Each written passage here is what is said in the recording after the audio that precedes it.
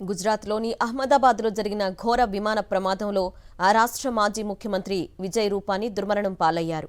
ఈ విషయాన్ని గుజరాత్ ప్రభుత్వం కూడా ధృవీకరించింది.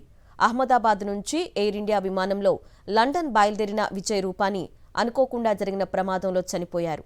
2016 నుంచి 2021 వరకు విజయ్ రూపానీ గుజరాత్ ముఖ్యమంత్రిగా పనిచేశారు. ఒక సాధారణ కార్యకర్త స్థాయి నుంచి ముఖ్యమంత్రి పీఠం వరకు ఎదిగిన విజయ్ రూపానీ ప్రస్థానం ఎంతో మందికి స్ఫూర్తిదాయకం.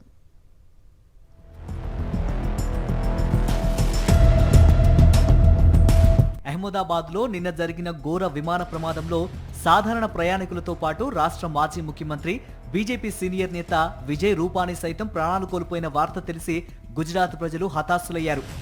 పలు సంక్షేమ పథకాలను సమర్థవంతంగా అమలు చేసి ప్రజారంజకంగా పాలించిన విజయ్ రూపానీ లేరన్న వార్త గుజరాత్ వాసులను కలిచివేసింది. ప్రస్తుతం మయన్మార్గా పిలుచుకుంటున్న నాటి బర్మాలోని యాంగూర్ నగరంలో 1956 ఆగస్టు 2న విజయ్ కుమార్ రూపానీ జన్మించారు. నాటి బర్మాలో రాజకీయ అస్థిరత కారణంగా రూపానీ తల్లిదండ్రులు మాయాబెన్, రామ్నిక్లా రూపానీలు 1960లో గుజరాత్కు వలస వచ్చారు. చిన్నప్పటి నుంచే హిందుత్వంపై మక్కువతో టీనేజీలో ఉన్నప్పుడే ఆర్ఎస్ఎస్ శాఖలో చేరారు. ఇందులో భాగంగా తొలుత ఏబీవీపీలో విద్యార్థి కార్యకర్తగా 1971లో జనసంఘ్లో చేరారు. భారతీయ జనతా పార్టీ ఆవిర్భావం నాటి నుంచి పార్టీకి పూర్తిగా అంకితమయ్యారు. 1976లో ఎమర్జెన్సీ కాలంలో భుజ్, భావనగర్ జైళ్లలో 11 నెలల పాటు కారాగార శిక్ష అనుభవించారు. 1978 నుంచి 1981 వరకు ఆర్ఎస్ఎస్ ప్రచారక్గాను పనిచేశారు. 1987లో రాజ్కోట్ మున్సిపల్ కార్పొరేషన్లో కార్పొరేటర్గా గెలిచారు. 1996 నుంచి 1997 దాకా రాజ్కోట్ మేయర్గా సేవలందించారు. 1998లో బీజేపీ గుజరాత్ రాష్ట్ర ప్రధాన కార్యదర్శిగా పనిచేశారు. కేశుభాయ్ పటేల్ ముఖ్యమంత్రిగా ఉన్న కాలంలో మేనిఫెస్టో కమిటీకి చైర్మన్గా ఉన్నారు. 2006లో గుజరాత్ రాష్ట్ర టూరిజం కార్పొరేషన్కు చైర్మన్గా సేవలందించారు. 2006 నుంచి 2012 దాకా గుజరాత్ నుంచి రాజ్యసభ సభ్యునిగా కొనసాగారు. బీజేపీ గుజరాత్ రాష్ట్ర ప్రధాన కార్యదర్శిగా 4 పర్యాయాలు పనిచేసిన రికార్డు ఈయన సొంతం.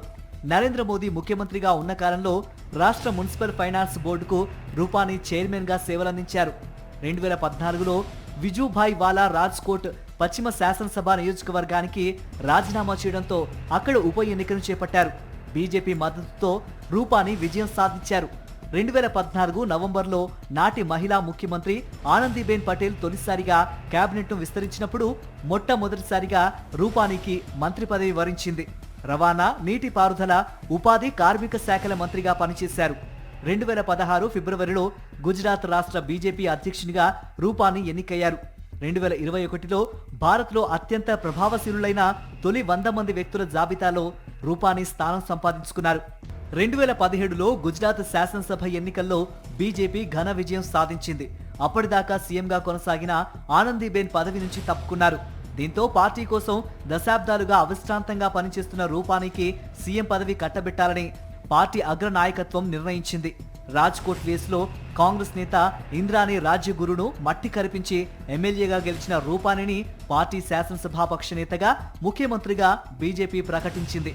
ప్రజల సమస్యలను వీలైనంత ఎక్కువగా పరిష్కరించేందుకు కృషి చేసి సమర్థవంతమైన సీఎంగా పేరు తెచ్చుకున్నారు.